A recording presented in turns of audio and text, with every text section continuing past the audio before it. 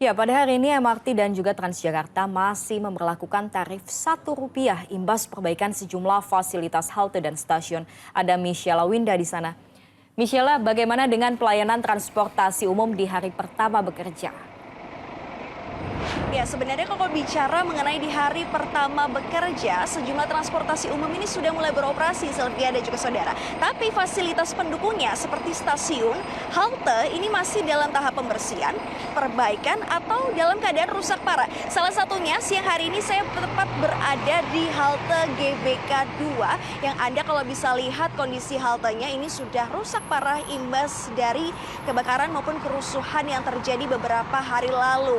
Tapi kalau Anda lihat masih digunakan oleh penumpang untuk bisa mengangkut penumpang, kemudian menurunkan penumpang. Padahal kalau kita bicara mengenai rangka dari haltenya sendiri, sudah kondisinya tidak layak ya untuk digunakan. Bahkan kalau bicara atapnya, sebagian sudah hangus, rangkanya kita lihat sudah tersisa puing-puing saja. Jadi tadi saya sempat bertanya ke beberapa penumpang, kemudian petugas juga sebenarnya ketika berada di sini cukup was-was, apalagi kalau angin kencang.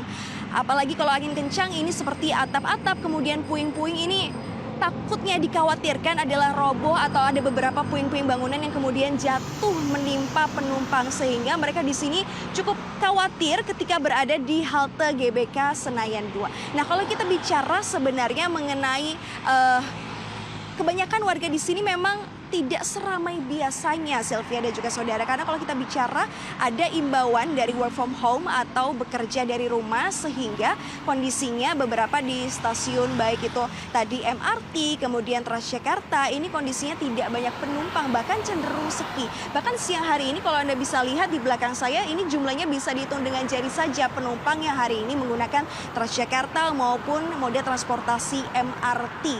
Dan memang kalau kita bicara mengenai datanya sendiri tidak banyak ya hingga siang hari ini, sehingga kalau kita bicara mengenai datanya pada siang hari ini tidak banyak penumpang yang menggunakan baik itu transportasi umum khususnya. Nah, Sylvia dan juga saudara, kalau kita bicara mengenai beberapa halte, sebenarnya memang ada beberapa halte yang terbakar kondisinya rusak parah, ini memang tidak bisa digunakan. Kalau ini masih bisa dipaksakan untuk digunakan, tapi beberapa halte seperti Senayan Bank DKI, kemudian Bundaran Senayan, kemudian ada Polda Metro Jaya, ini tidak bisa digunakan. Sementara kalau kita bicara mengenai kawasan Sudirman Tamrin, tidak hanya Transjakarta saja, Sylvia dan juga saudara, tapi ada MRT.